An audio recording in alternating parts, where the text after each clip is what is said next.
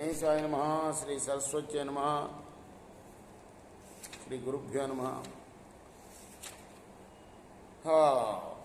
భాగవత మహాపురాణం చెప్పుకున్నాం యథాతథంగా ప్రతి శ్లోకం దాని అర్థం.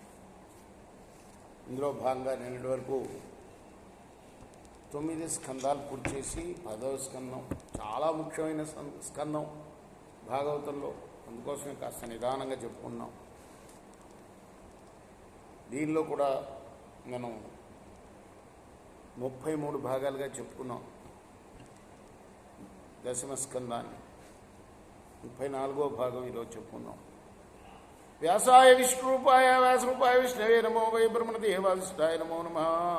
ఆంజనేయ మహావీరం బ్రహ్మశ్రీ స్వాత్మాంతరుణాక్క ప్రపంచాంతో ఆంజనేయ మహామ్యం నమామ్యహం సదా నింబక్షస్య మూలాదివాసాత్ సుధాశ్రావణిం తిక్తమపి ప్రియంతం తరుం కల్పవృక్షాదికం సాధయంతం నమామీశ్వరం సద్గురం సాయనం సమర్థ గురు సాయినాథ్ మహారాజ్కి. మోచయామాస నిగడాద్విశ్రబ్ధ కన్యకా గిరా దేవకీం వసుదేవంచ దర్శయన్నాత్మ సౌహృదం. ఆ తర్వాత కంసుడు యోగ మాయ మాటలపైన విశ్వాసం ఉంచి దేవకీదేవుల సంఖ్యలను తొలగించాడు. ఆ తర్వాత ఎంతో ఆత్మీయతను వారి పట్ల ప్రదర్శించాడు. ఎవరు? కంసుడు. భ్రాతు సమనుతస్య క్షాంత రోషంచ దేవకీ వ్యసృజత్ వసుదేవస్య ప్రహస్య తమువాచః. అలా పశ్చాత్తాపడటం చూసిన దేవకీదేవి క్షమించేసింది వాడిని, కంసుడిని. వసుదేవుడు కూడా కోపాన్ని వీడాడు. అతనితో అన్నాడు, ఏవమే తన్మహాభాగా యథా వదసి దేహినాం అజ్ఞాన ప్రభవాహంధి స్వపరేతి విదాయత. మహానుభావ, ఇంతవరకు నువ్వు చెప్పిన మాటలు నిజమే.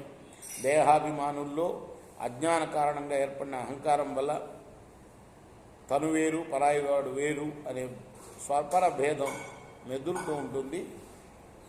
శోక హర్ష భయ ద్వేష లోభ మోహ మదాన్విత మిథోగ్రంథన్న పశ్యంతి భావైర్భావం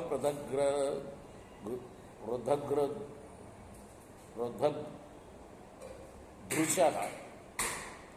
స్వపర భేద బుద్ధి గల వాళ్ళు శోకం, హర్షం, భయం, ద్వేషం, లోభం, మోహం, మదం వీటికి లోనవుతూ తామే చంపెడివారమని చంపబడువారమని భావిస్తూ ఉంటారయ్యా. అటువాడు నిజంగా జీవుల జనన మరణాలకు సృష్టి స్థితి లయకారకుడైన భగవంతుడే ప్రేరకుడు అని గ్రహించజాలరు అని ఆయన కూడా ఎవరు ఏకీభవించారు కంసుడి యొక్క భావంతో. బావగారు కూడా. రేపు మనం తర్వాత భాగం కొనసాగిద్దాం. 35వ భాగంలో కృష్ణార్పణ సాగిద్దాం. శ్రీ సచ్చిదానంద సద్గురు సాయినాథ్ మహారాజ్ కీ జై.